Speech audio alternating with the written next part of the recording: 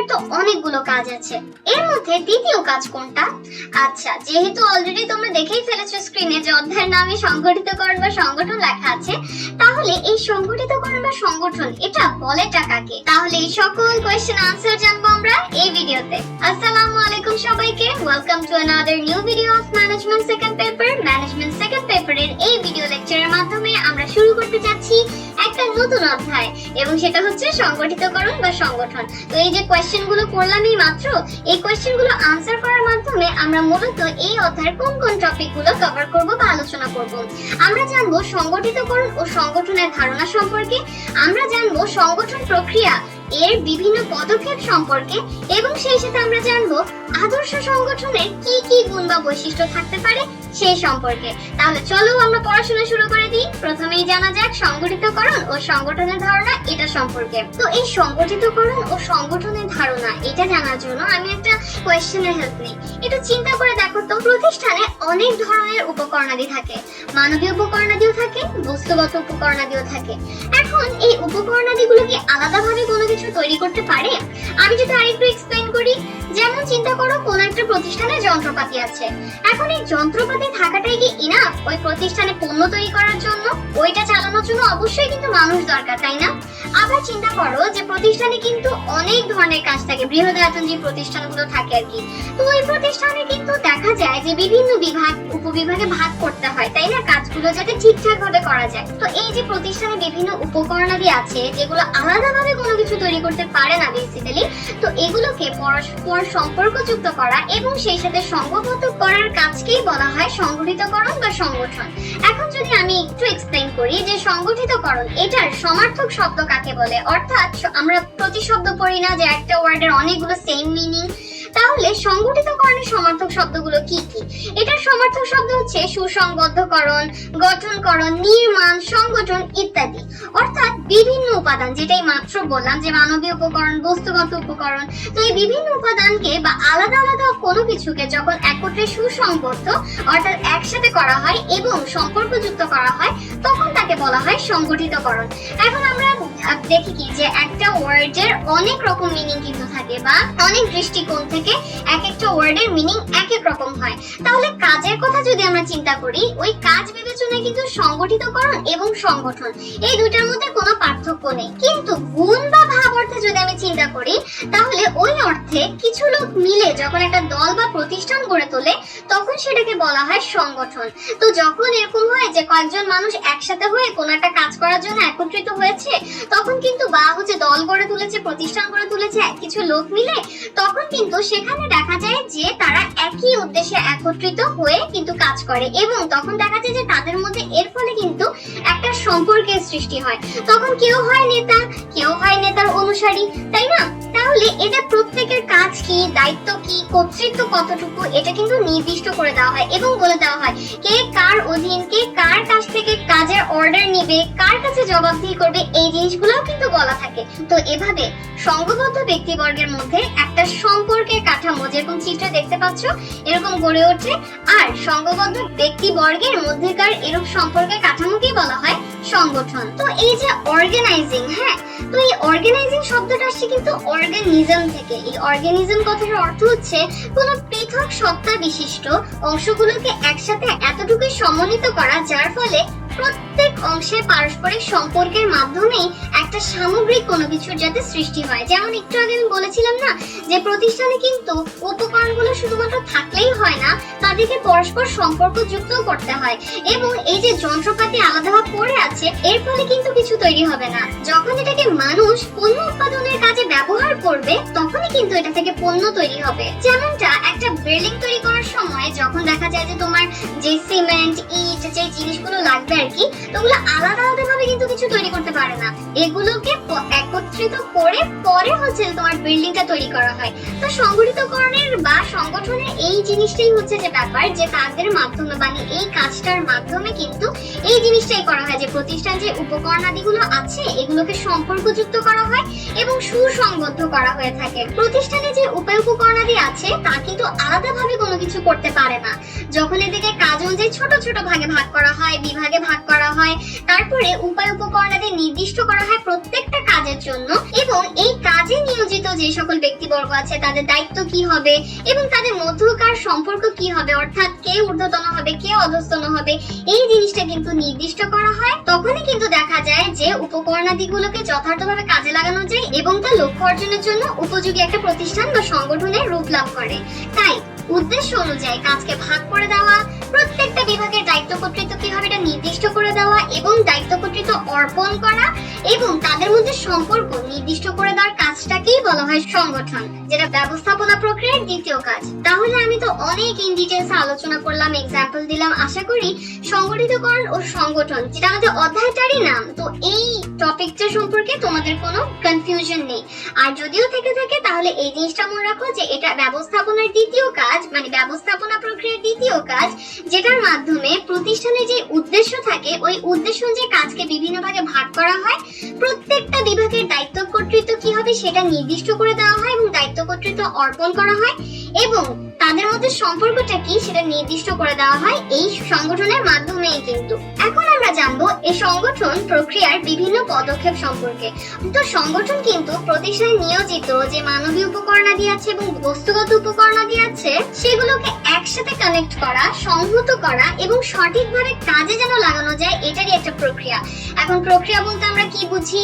যেখানে কতগুলো ধারাবাহিক কাজ থাকে, যেখানে একটার পর আরেকটা হয়ে থাকে, এবং এই প্রক্রিয়া বলতে কিন্তু এই জিনিসটা বোঝাবে যে কতগুলো ধারাবাহিক কাজের সমষ্টি যেখানে একটা কাজের পর আরেকটা কাজ করা হবে। তো একটু আগে যে বললাম সংগঠনের একটা সংজ্ঞা, যে উদ্দেশ্য অনুযায়ী কাজকে ভাগ করা, প্রত্যেকটা বিভাগের দায়িত্ব কর্তৃত্ব নির্দিষ্ট করা এবং অর্পণ করা এবং তাদের মধ্যে সম্পর্ক নির্দিষ্ট করা কাজটাকে সংগঠন বলা হয়। তো এই সংজ্ঞার উপর ভিত্তি করে কিন্তু আমরা সংগঠন প্রক্রিয়ার কি কি পদক্ষেপ আছে সেটা বিশ্লেষণ করতে পারি। সংগঠন প্রক্রিয়ার প্রথম কাজ হচ্ছে কার্য বিভাজন বা বিভাগীয়করণ, অর্থাৎ প্রতিষ্ঠানে যে কাজগুলো আছে, কি কি কাজগুলো আছে সেগুলো ঠিকঠাকভাবে শনাক্ত করা বা নির্দিষ্ট করা এবং সেগুলোকে প্রকৃতি অনুযায়ী বিভিন্ন ভাগে হচ্ছে ভাগ করা। এবং কাজ যদি ঠিকভাবে চিহ্নিত করা না যায়, ভাগ করা না যায়, তাহলে কিন্তু উপযুক্ত কর্মী সংস্থানও করা যায় না এবং দায়িত্ব অর্পণ করা পসিবল হয় না।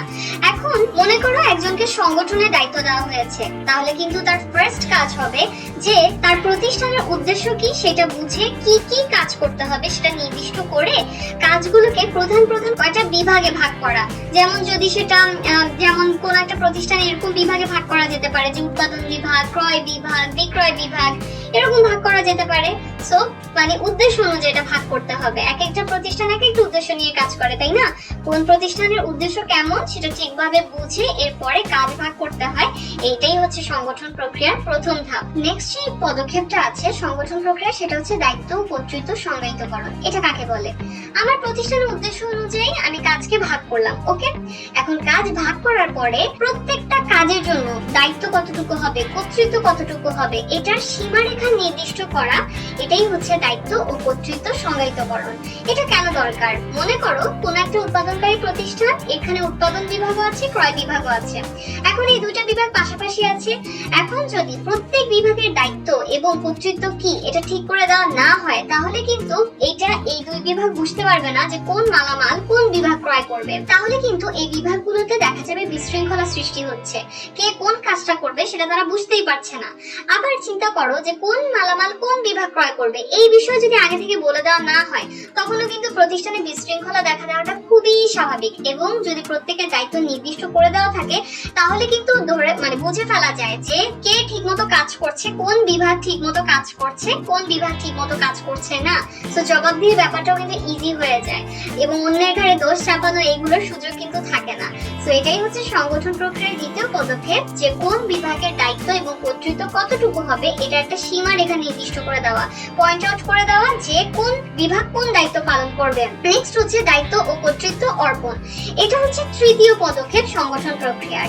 দায়িত্ব এবং কর্তৃত্বের সীমারেখা ধরো বলে দেওয়া হলো, এরপরে সংগঠন প্রক্রিয়া পরবর্তী ধাপে এটা দায়িত্ব এবং কর্তৃত্ব অর্পণ করা, অর্থাৎ প্রত্যেক কাজ কাজে নিয়োজিত যে সকল ব্যক্তিবর্গ আছে, বিভাগ আছে, উপবিভাগ আছে, তাদেরকে তাদের দায়িত্ব এবং কর্তৃত্ব বুঝিয়ে দেওয়া। এই ক্ষেত্রে অবশ্যই দায়িত্ব এবং কর্তৃত্বের ক্ষেত্রে যাতে কোনো বৈষম্য না থাকে, দায়িত্ব কর্তৃত্ব যেন সমান থাকে, সেই জিনিসটা কিন্তু নিশ্চিত হওয়া দরকার। এবং প্রত্যেক ব্যক্তি, বিভাগ, উপবিভাগ তাদেরকে যদি তাদের দায়িত্ব কর্তৃত্ব ঠিকভাবে বুঝিয়ে দেওয়া হয়, তখন কিন্তু জবাবদিহিতা নিশ্চিত করা যায়। তাদের কাজের ব্যাপারে তারা কিন্তু জবাবদিহি করতে বাধ্য থাকে এবং প্রত্যেকে কিন্তু তাদের দায়িত্ব কর্তৃত্ব কি ততটুকু ইজিলি বুঝতে পারে এবং ওই অনুযায়ী কাজ করতেও তারা প্রতিশ্রুতিবদ্ধ হয়। এবং এর ফলে অবভিয়াসলি দক্ষতা বাড়ে, গতিশীলতা বাড়ে, কারণ কারো কোনো কনফিউশনই থাকে না যে আমার কাজ জানি কোনটা, কারণ তাদেরকে এই ধাপে এসে কিন্তু বলেই দেওয়া হয়, বুঝিয়ে দেওয়া হয় তাদের কাজগুলো কি কি। নেক্সট হচ্ছে পারস্পরিক সম্পর্ক স্থাপন। এটা হচ্ছে সংগঠন প্রক্রিয়ার একদম শেষ ধাপ। তো এই শেষ ধাপে কি হয়, প্রতিষ্ঠান যে বিভিন্ন বিভাগ আছে, উপবিভাগ আছে, ব্যক্তিবর্গ আছে, তাদের মধ্যে পারস্পরিক সম্পর্ক নির্ণয় করে দেওয়া হয়। কে কার ঊর্ধ্বতন, কে কার অধস্তন, এই জিনিসটা ঠিক করে দেওয়া হয়। কে কার কাছ থেকে অর্ডার নিবে, কার কাছে জবাবদিহি করবে, এই জিনিসটা মানে কে কার বস, এই জিনিসগুলো একদম ঠিক করে দেওয়া হয়। কিন্তু হ্যাঁ, এই ক্ষেত্রে অবশ্যই ঠিকঠাক ভাবে লক্ষ্য রাখা উচিত, নিশ্চিত করা উচিত এই বিষয়টা, যাতে দ্বৈত অধীনতা সৃষ্টি না হয়। অর্থাৎ একজন অধস্তন সে যাতে দুইজনের কাছ থেকে আদেশ না পায়, বা হচ্ছে যে দুইজন বস যাতে একজন অধস্তনের না থাকে। কেননা তখন কিন্তু অধস্তনের পক্ষে এই জিনিসটা মানে এই জিনিসের প্রবলেম ফেস করা খুবই স্বাভাবিক, যে সে কোন কাজের জন্য কাকে জবাবদিহি করবে এই ব্যাপারে কিন্তু তার কনফিউশন হতে পারে, বা বিভিন্ন ধরনের সমস্যা কিন্তু সে মুখোমুখি হতে পারে, তার কাজের ভারও বৃদ্ধি পেতে পারে। সো এই জন্য দ্বৈত অধীনতা যে সৃষ্টি না হয়, একজন অধস্তন সে যাতে কেবলমাত্র একজন ঊর্ধ্বতনের কাছে জবাবদিহি করে, একজন ঊর্ধ্বতনের নির্দেশ মেনে চলে, নির্দেশ পায়, সেই জিনিসটাও কিন্তু এই ক্ষেত্রে লক্ষ্য রাখতে হবে। তো এই পদক্ষেপগুলো ধারাবাহিকভাবে একটার পর একটা মেনে চলার মাধ্যমে কিন্তু কার্যকর সংগঠন গড়ে তোলা যায় এবং এই যে সংগঠন কাঠামো সেটা কিন্তু মজবুত করা যায়। এবং যদি এই ধাপগুলো ঠিকঠাক ভাবে পালন করা হয়ে থাকে, ধারাবাহিক কাজগুলো যদি ঠিকঠাক ভাবে করা হয়, নিশ্চিত করা হয় করাটা, তাহলে এই ক্ষেত্রে কিন্তু দেখা যায় যে পরিকল্পনা বাস্তবায়ন এবং সেই সাথে উপায় উপকরণাদিও যাতে ঠিকঠাক ভাবে ব্যবহার করা হয়, সেই জিনিসটা কিন্তু নিশ্চিত করা যায়।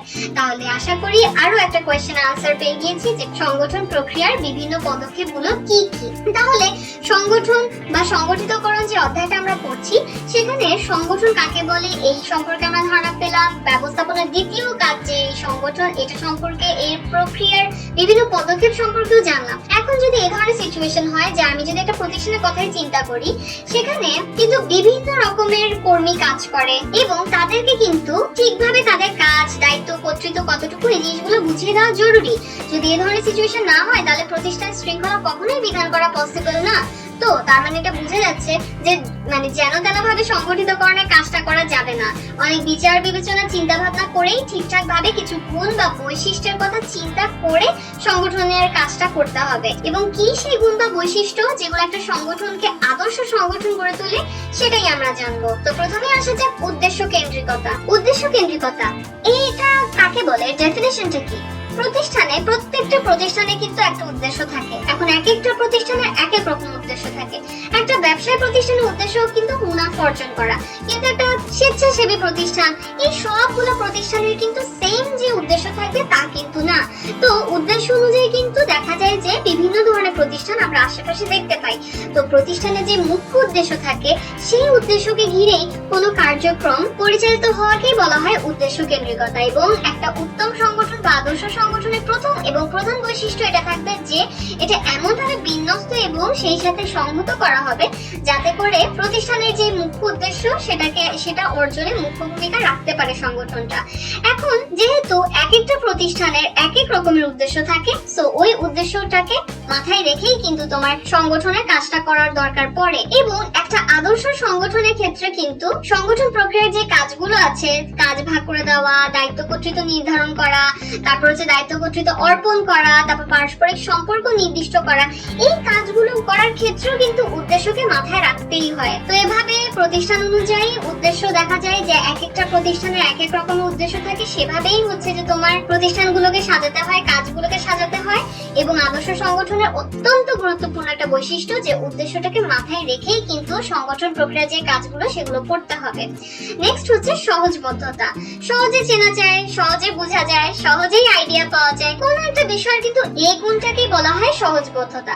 এখন সংগঠনের ক্ষেত্রে যদি এই ধরনের ব্যাপার হয় যে কে কার ঊর্ধ্বতন কে কার অধস্তন, এই ব্যাপারগুলো যদি খুবই কঠিন হয় বুঝতে, তাহলে কিন্তু এটা আদর্শ সংগঠন কোনোদিনই হবে না। একটা উত্তম সংগঠনের বৈশিষ্ট্য এটা যে এটা যতটা পারা যায় সহজবদ্ধ হতে হবে, যাতে একটা সংগঠন চার্ট দেখেই বোঝা যায় যে কে কার ঊর্ধ্বতন কে কার অধস্তন, যাতে প্রতিষ্ঠানের বাইরের কেউ এসে সহজেই বুঝতে পারে যে কার পজিশন কি। তারপরে হচ্ছে প্রতিষ্ঠানের উপর থেকে নিচের পদ সম্পর্কে যে তার একটা ধারণা হতে পারে। এটাই কিন্তু একটা উত্তম সংগঠনের বৈশিষ্ট্য, যে এই জিনিসটা নিশ্চিত করা, অর্থাৎ সহজবদ্ধতা, যাতে সংগঠনটা সহজেই বোঝা যায়। এখন যদি জটিল হয় তখন কিন্তু সেখানে আদেশ দেওয়া, তারপর যোগাযোগ করা, তারপরে নিয়ন্ত্রণের কাজ, এই সবকিছুই কঠিন হয়ে পড়ে এবং প্রতিষ্ঠানে যে স্বাভাবিক কার্যধারা, যে উত্তম কর্ম পরিবেশ, সেটা কিন্তু তখন ক্ষতিগ্রস্ত হয়। নেক্সট হচ্ছে বিশেষায়নের সুযোগ। বিশেষায়নের সুযোগের ব্যাপারটা হচ্ছে কি, বিশেষ কাজে কর্মীর বিশেষ জ্ঞান বা দক্ষতা অর্জন করার যে সুযোগ, সেটাকে বলা হয় বিশেষায়নের সুযোগ।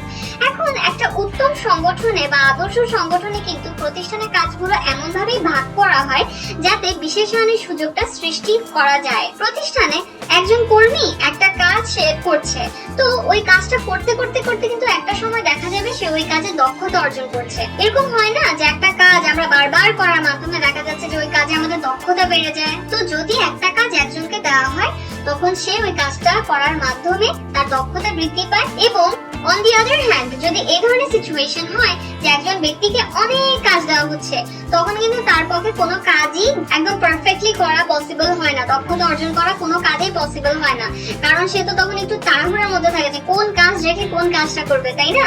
তাই সংগঠনের কাজ বিভাগ করা বা দায়িত্ব কর্তৃত্ব যখন অর্পণ করা হয় তখন এই জিনিসটা দেখা হয় যাতে বিশেষায়নের সুযোগ সৃষ্টি করা যায় কর্মীদের জন্য, যাতে করে প্রতিষ্ঠানে গতিশীলতা বৃদ্ধি পায় এবং যাতে কর্মী একটা কাজ করুক বা সে যাতে কাজে দক্ষ হয়ে ওঠে, কারণ আলটিমেটলি প্রতিষ্ঠানের সাফল্য কিন্তু দক্ষতার উপর অনেকাংশে ডিপেন্ড করে। নেক্সট হচ্ছে সুসংজ্ঞায়িত দায়িত্ব ও কর্তৃত্ব। এখন কর্তৃত্ব কাকে বলে? এটা হচ্ছে আদেশ দানের ক্ষমতা। আর দায়িত্ব কাকে বলে? এটা হচ্ছে জবাবদিহি করার বাধ্যবাধকতা। কোন একজন ব্যক্তি বা কোন একটা বিভাগের দায়িত্ব এবং কর্তৃত্ব কতটা, এটা সুস্পষ্টভাবে জানানো বা সুস্পষ্টভাবে বর্ণনা করা এবং ঠিকঠাক ভাবে সেটা পালন করা, এটা কিন্তু একটা আদর্শ সংগঠনের অন্যতম একটা বৈশিষ্ট্য। প্রতিষ্ঠান যত বড় হয় ততই কিন্তু এর কাজগুলো তত জটিল হতে থাকে, কিন্তু কাজ কিন্তু ততই বৃদ্ধি হতে থাকে এবং সেই সময় কিন্তু প্রতিষ্ঠান কাজগুলোকে বিভিন্ন ভাগে ভাগ করার দরকার পড়ে এবং সেখানে কর্মী নিয়োগেরও দরকার পড়ে।